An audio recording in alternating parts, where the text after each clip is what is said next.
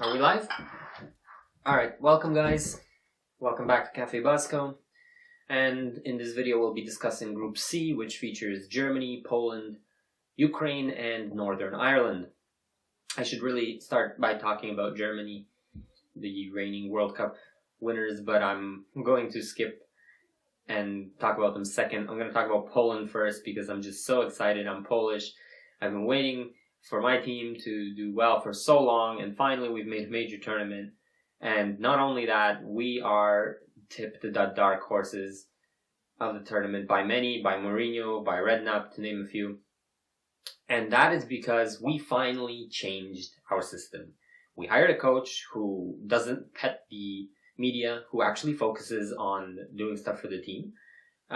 We changed our system from playing long balls and hoping for the best and counterattacking to having some possession, being a little bit adventurous, playing a 4-4-2. We have Lewandowski, we have Milik. Lewandowski had the most goals in qualifying. Milik had the most assists. We as a team had the most goals out of any team in qualifying, 33. Our defensive frailties are still there, but they're lower. We still have a problem with left back, and an even more problem now that Ribus is injured. But the defense actually looks half decent. We got Glik in the meantime, who is a rock, a bull at the back. We've got Krychowiak. If whoever knows Sevilla, he made the La Liga Team of the Year a season ago. He's just ridiculous central defensive midfielder. And we've got Zielinski for a little bit of an offensive, creative touch in midfield.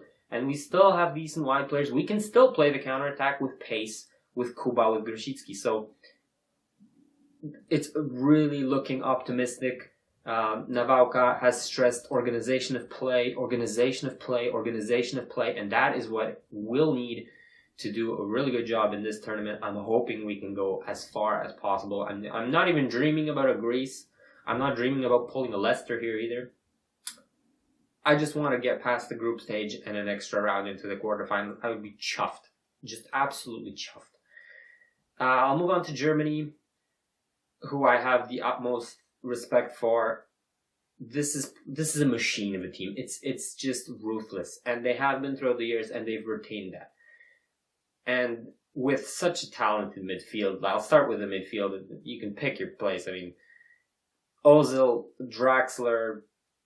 Even in the absence of Royce, you still got Shirley. You still got Khedira, Kroos, Muller, who I think is pretty much the focal point of that team. And they play a possession-based football. They average the highest amount of possessions, 72%. They average the highest amount of shots per game, the amount of shots in total with 180 plus, I think.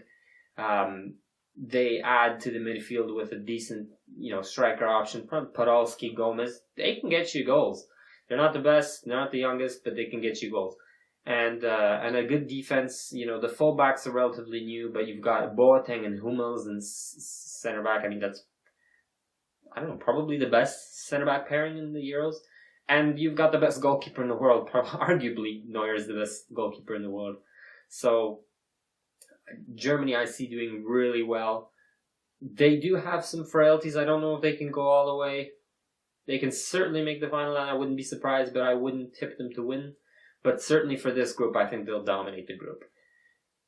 The next team I want to talk about is kind of the opposite of what Poland and Germany are in their offensive juggernaut role, Ukraine.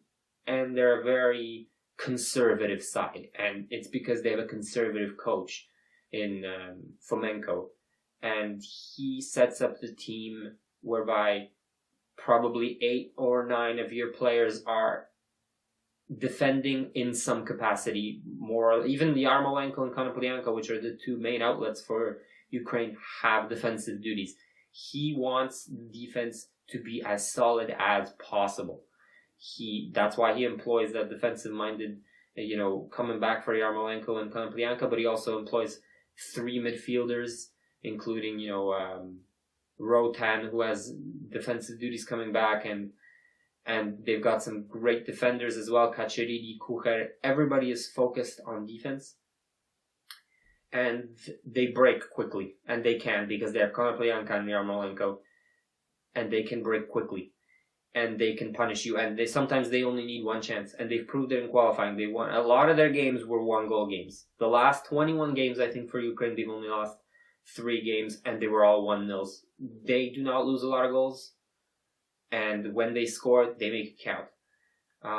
However, there are some weaknesses, because thinking if they lose a goal, can they, do they have enough offensive power to come back? And also, their goalie is eccentric at best. Piatov can have a great game, and then the second game he can just let 3 easy goals in. So it's going to be interesting to see how Ukraine does in this group. I think it'll come down to that Ukraine-Poland game, that last game.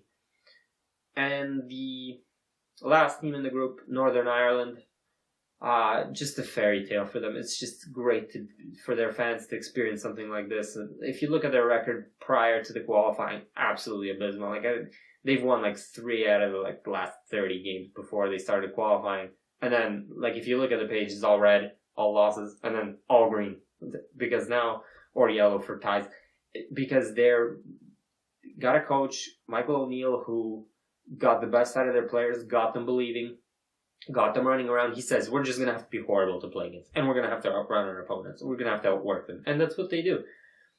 They employ some decent players in midfield. They always like having that 5 midfield to outnumber you. You can't move without hitting a Northern Ireland player. And they've got some good players up front who can give you something. They can always produce something. Lafferty, Norwood, and Davis. Those 3 I'm looking at because I'm really liking, that trio and how they can produce always something. They can nick a chance here, and sometimes a chance is all you need. Now, I don't see them doing very well in this group purely because you're paired up with offensive juggernauts. Germany, Poland, Ukraine's a very decent side. I don't see them going far, especially since, they lost Chris Brunt on left back, and the squad is so skimmed that they had to change the whole formation because they lost 1 player. So, the squad is skimmed. There's no one to come off the bench that can really impact the game. And I think, they are going to have to really, really get a result either against Poland or Ukraine, and they're going to have to put a hell of a shift in all their games. My final predictions would be Germany to top the group, and I'm quite confident in saying that they're going to probably get 9 points. I would like to say Poland will get a result, but I don't think we will. And then I think Poland will battle it out with Ukraine in that game for second place, and I think Poland will edge it out. I think we're good enough. I think finally we're good enough. I think Ukraine will take that 3rd spot, and I think Ireland will be bottom of the group.